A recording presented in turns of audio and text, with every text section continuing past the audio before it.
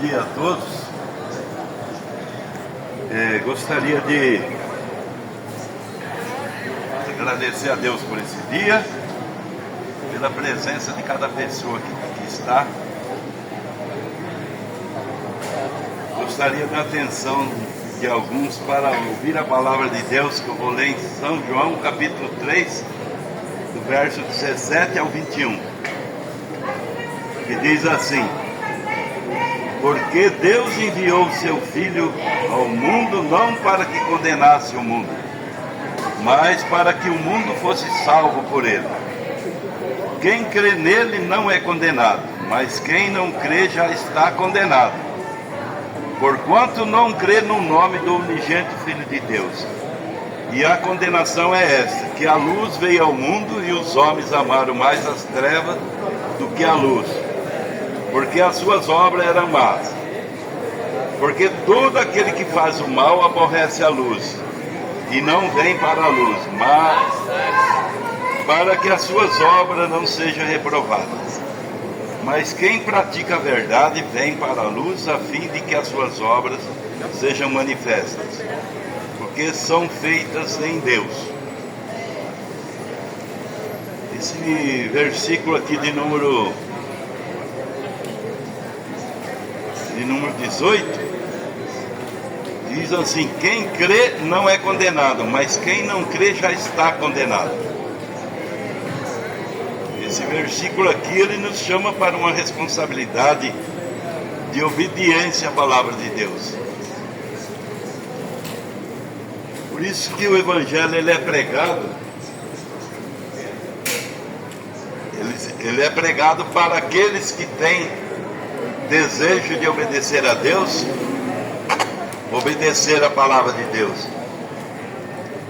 E é a maneira que Deus estabeleceu, porque Ele diz que a fé vem pelo ouvir e ouvir da palavra de Deus. Só que a incredulidade também vem por ouvir a palavra de Deus. Você ou crê ou rejeita. Não tem jeito de você rejeitar e crer. Ou você crê ou rejeita. Então, para isso que a palavra de Deus ela é pregada. Nem todos vão crer. Mas a Bíblia, ela fala, nas Escrituras, Paulo, Pedro também falou, sobre a predestinação. A Bíblia fala assim: predestinados e eleitos do Senhor antes da fundação do mundo. Então essa predestinação e essa eleição, quem faz é Deus. Por isso que ele manda pregar a palavra dele, que aqueles que for eleitos, eles vão ouvir a voz dele e seguem ele. Quando Jesus saiu na terra chamando os discípulos, ele não precisava implorar para os discípulos seguir ele, não. Ele só falava assim: segue-me. O discípulo abandonava a pescaria e seguia ele. Por quê? Porque ele tinha uma semente dentro do coração. Ele era um predestinado. Então quando aquela voz falava com ele, ele ouvia aquela voz. Ele sabia que aquilo estava vindo de Deus. Por isso ele seguia. Zaqueu, que era o cobrador de imposto, estava lá sobre a árvore, lá quando Jesus chegou debaixo da árvore, só disse: Zaqueu, desce, hoje convém pousar na sua casa. Olha como que Jesus chamava.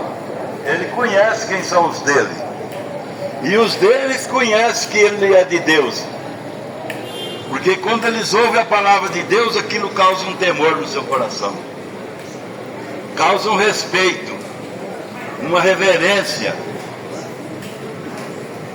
O homem que tem a semente de Deus plantada no seu coração, que é predestinado, quando ele ouve a palavra original, ele reconhece.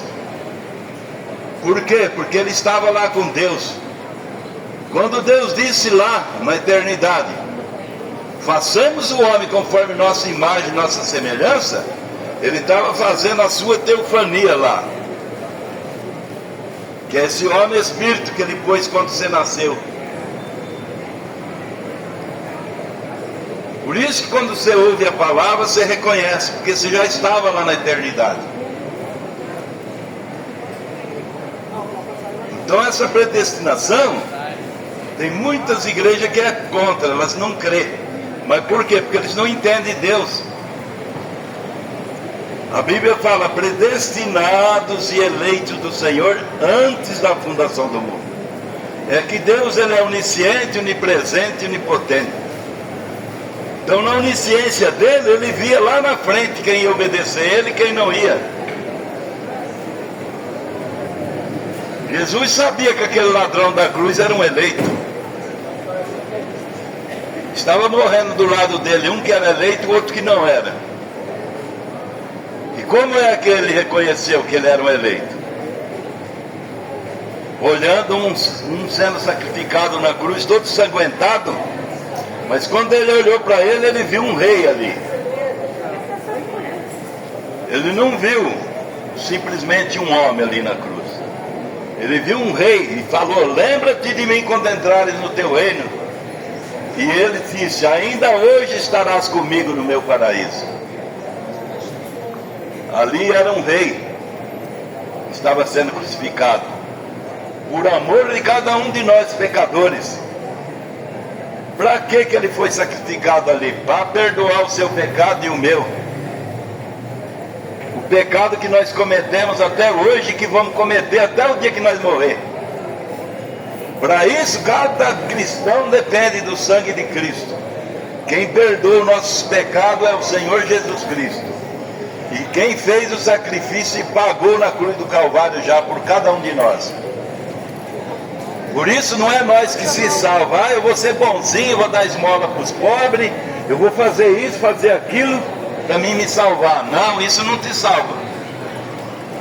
Isso não te salva. Quem te salva é Jesus Cristo, que morreu na cruz do Calvário, e você tem que aceitar esse sacrifício. Se você recusar esse sacrifício, você pode dar esmola para o mundo inteiro, e não vale nada. O jovem rico chegou diante de Jesus se justificando. Senhor, o que devo fazer para lhe dar a vida eterna? Falou, vende tudo que tem, dá aos pobres, segue-me. Ele falou, tudo isso eu tenho feito desde a minha mocidade. Eu dou esmola para os pobres, eu faço isso, eu faço aquilo. Falou, você obedece os mandamentos? Obedeço. Olha que ele era bem bonzinho esse homem, hein? Ele obedecia os mandamentos também. Aí Jesus falou, se queres, tem que nascer de novo. Nascer de novo. Mas como eu vou nascer de novo? Vou entrar no ventre da minha mãe? Falou, não, nascer do Espírito. O cristão, ele tem 3 passos da graça que ele precisa.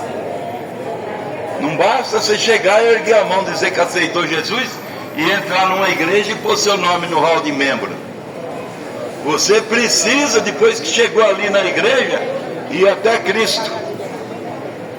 E para você entrar em Cristo, de que maneira você entra em Cristo? Entrando na palavra de Deus, nos mandamentos dele, obedecendo ele como diz as Escrituras que deve ser. E o que as Escrituras diz? Qual é o primeiro passo que um cristão deve fazer quando ele vem para Cristo? Se arrepender dos seus pecados, ser batizado da maneira bíblica que está em Atos 2,38. Nos perguntaram para Pedro em Atos 2,38, o que devemos fazer, meus irmãos, para ser salvos? Pedro foi rápido e disse, arrependei-vos e convertei-vos e seja batizado em nome do Senhor Jesus Cristo para perdão dos seus pecados. E recebereis o dom do Espírito Santo. E a promessa é para vós, para vossos filhos, para todos que estão longe, para tanto quanto Deus chamar, até a consumação do século. Então ainda não foi consumado esse dia. Então até hoje é dessa maneira que se batizam os cristãos. Da maneira bíblica como Pedro ensinou. Em Atos 2,38.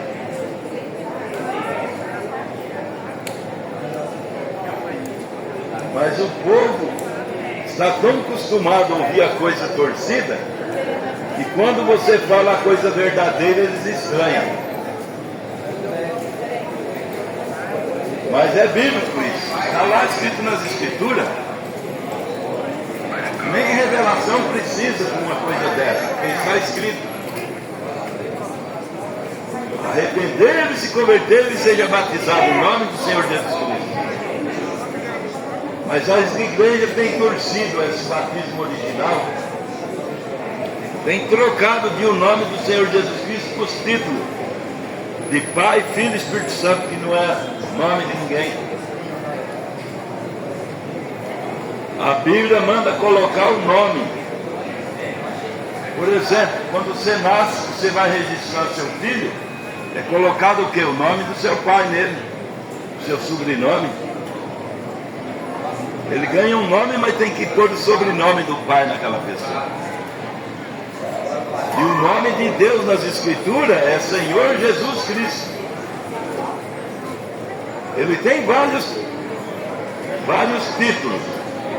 Ele é Elohim, ele é Jeová, ele é Jesus, ele é Espírito Santo, ele é a rosa de Sarão, ele é o lírio do vale, a estrela da manhã, ele é Pai, ele é Filho, ele é Espírito Santo, mas ele só tem um nome, e esse nome é Senhor Jesus Cristo. Por isso que ele diz: tudo que fizer por fé ou por obra, fazer em meu nome. Vai pedir uma cura em nome de Jesus Cristo, vai batizar em nome do Senhor Jesus Cristo, porque esse nome é que perdoa pecado.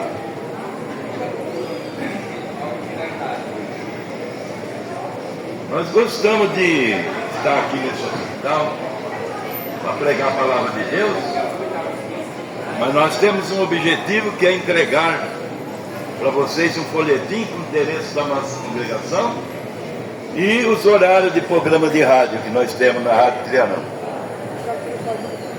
Então nós vamos encerrar por aqui. Ele também anota o nome de alguém que precisar de oração. Nós cremos na cura divina. Ele vai anotar o nome de alguém que necessitar de uma cura, de uma libertação. E que Deus abençoe a todos, que tenham um bom atendimento no hospital. Em nome de Jesus Cristo. Agradeço a atenção de todos. Amém.